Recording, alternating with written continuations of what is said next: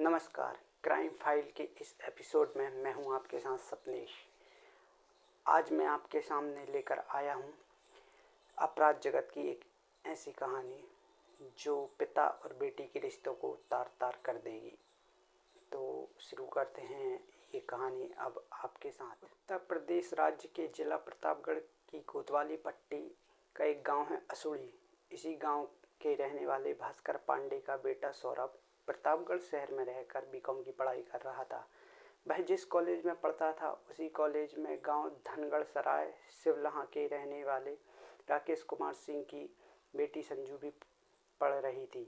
वहाँ वह बीएड कर रही थी। सौरभ और संजू आसपास के गांव के रहने वाले थे, इसलिए दोनों में जान पहचान हो गई।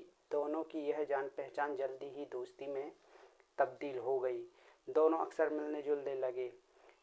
मेल जोल धीरे धीरे प्यार में बढ़ गया।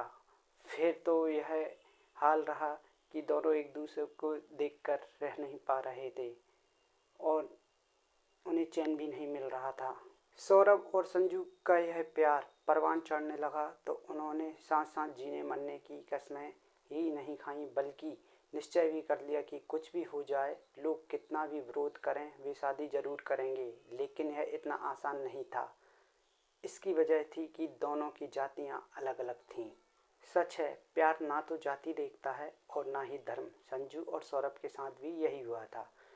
उनके प्यार को जमाने की नज़र ना लगे, उन्हें किसी तरह जुदा ना कर दिया जाए, यह सोचकर उन्होंने शादी करने का फैसला ही नहीं किया, बल्कि पड़ोसी जिला इलाहाबाद जाकर पानदरी स्थित आर्य समाज मंदिर में जहाँ की रीति रिवाज के अनुसार विवाह कर लिया।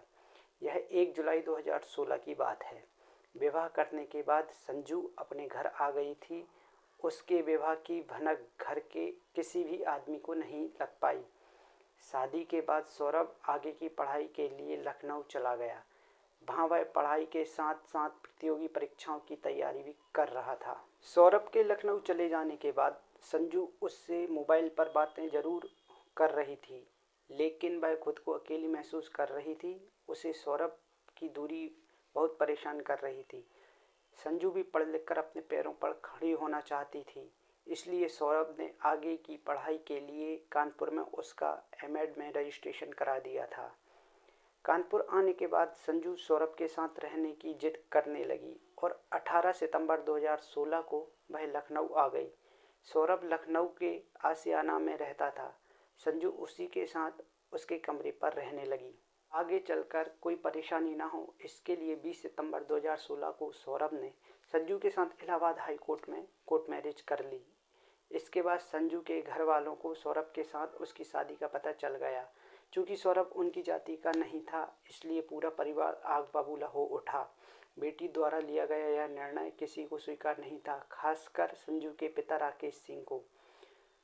बेटी की इस हरकत से वह काफ़ी नाराज़ थे, जबकि सौरभ के घर वाले बेटे के इस प्यार के बारे में तो जानते ही थे। उन्हें संजू बहू के रूप में स्वीकार भी थी। संजू के पिता राकेश सिंह जनता इंटर कॉलेज उड़ैया डी के प्रधानाचार्य भी थे। ऐसे में अपनी इज्जत को लेकर वह काफ़ी परेशान थे। किसी भी कीमत पर वह इस शादी के लिए तैयार नहीं थे। बेटी की इस हरकत से वह काफ़ी तनाव में रहने लगे थे। वैसे भी वह काफ़ी उग्र स्वभाव के थे। यही कारण था कि उनके घर वाले अन्य लोग संजू का प्रेम विवाह चाहकर भी स्वीकार करने की हिम्मत नहीं कर पा रहे थे।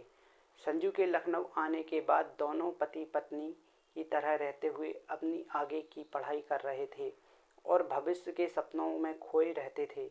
उन्हें जरा भी अंदाज़ा नहीं था कि एक ऐसा तूफान आने वाला है जो उनकी ज़िंदगी को झकझोर कर रख देगा। सौरभ और संजू के दिन बहुत अच्छी तरीके से कट रहे थे, लेकिन 10 अक्टूबर 2016 को संजू के पिता राकेश कुमार सिंह अचानक सौरभ के कमरे पर आ पहुंचे। तो उन्हें देखकर पहले ये दोनों डरे, लेकिन जब उन्होंने कहा कि घबराने की कोई बात नहीं है, उन्होंने उन्हें माफ़ कर दिया है, तो दोनों को थोड़ी राहत मिली। राकेश कुमार सिंह ने कहा, बच्चों, तुम्हारी शादी से हमें कोई परेशानी नहीं है। जो होना था वह हो गया है। अब हम चाहते हैं कि समाज के जो रीति रिवाज हैं उनका पालन किया जाए। इसके बाद संजू और सौरभ को विश्वास में लेकर गांव में धूमधाम से दोनों की शादी की बात कर राकेश कुमार सिंह संजू को लेकर अपने साथ गांव लौट आए। सौरभ भी खुश था कि चलो देर ही सही उसके ससुर जी ने नाराजगी त्याग कर बेटी को और उसे अपना लिया है। लेकिन संजू के गांव जाने के बाद जब उसने उससे बात करने की कोशिश की तो बात नहीं हो सकी, क्योंकि संजू को उससे बात करने नहीं दी जा रही थी। संजू पर तमाम पाबंदियां लगा दी गई थीं। एक तरह से उसे बंधक बना लिया गया था। 10 अक्टूबर से 31 अक्टूबर 2016 तक जब संजू से बात नहीं हो पाई तो सौरभ अपनी ससुराल जा पहुंचा, लेकिन संजू से मिलने की कौन कहे। उसे घर पर रुकने तक नहीं दिया गया, उसे दुत्कार कर वहां से भगा दिया गया था।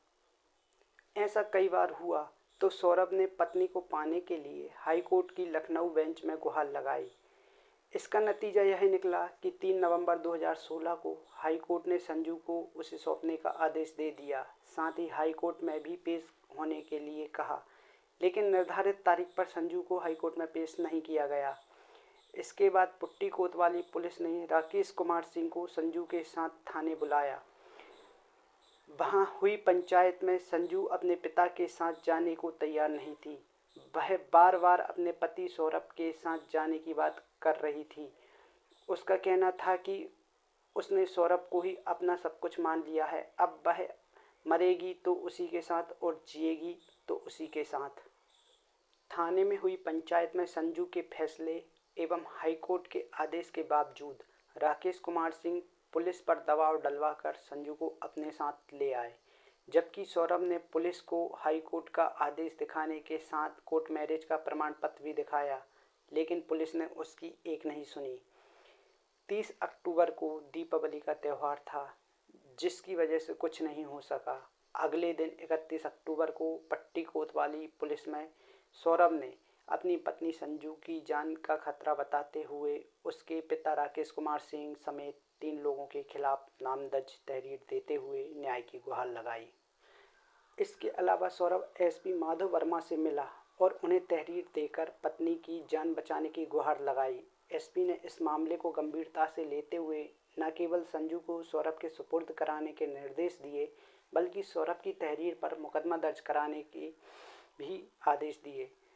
उनके इस आदेश का यह असर हुआ कि पट्टी कोतवाली पुलिस ने 2 नवंबर 2016 को सौरभ की तहरीर पर राकेश कुमार सिंह, उसके छोटे भाई धीरेन्द्र सिंह और छोटे बेटे शुभम के खिलाफ अपराध संख्या 376/2016 की भदवी की धारा 376 के तहत मामला तो दर्ज कर लिया, लेकिन तुरंत कोई कार्रवाई नहीं की। 2 नवंबर 2016 को गांव धनगढ़ के लोगों से पुट्टी पुलिस को पता चला कि संजू की मौत हो गई है, तो पुलिस के हाथ पांव फूल गए। पुलिस तुरंत गांव पहुंची और आनन फानन में संजू की लाश को कब्जे में लेकर पोस्टमार्टम के लिए भिजवा दिया गया। साथ ही अपहरण के मुकदमे में हत्या की धारा 302 जोड़कर नामजद लोगों की तलाश शुरू कर दी। 3 नवंबर 2016 को सुबह संजू के पिता राकेश कुमार सिंह को उड़ैया मोड़ से गिरफ्तार कर लिया गया। पोस्टमार्टम रिपोर्ट में पता चला कि संजू की मौत जहर से हुई थी। थाने लाकर राकेश कुमार सिंह से पूछताछ की गई तो उन्होंने बताया कि संजू ने उसकी इज्जत के साथ खिलवाड़ किया था, जिसकी सजा उसे जहर देकर दी गई। पूछताछ के बाद पट्टी कोतवाली थाना प्रभारी इंस्पेक्टर राज किशोर ने उसे अदालत में पेश किया और जेल भेज दिया गया। इसके बाद वह संजू के चाचा धीरेन्द्र सिंह और भाई शुभम की तलाश करने लगे थे। खबर लिखे जाने तक दोनों पकड़े नहीं जा सके। यह पूरी घटना उत्तर प्रदेश पुलिस द्वारा साझा की गई है। इस कहानी में इतना ही और अब विदा लेता हूँ आपसे। मिलता हूँ एक और नई क्राइम स्टोरी के साथ जल्द ही।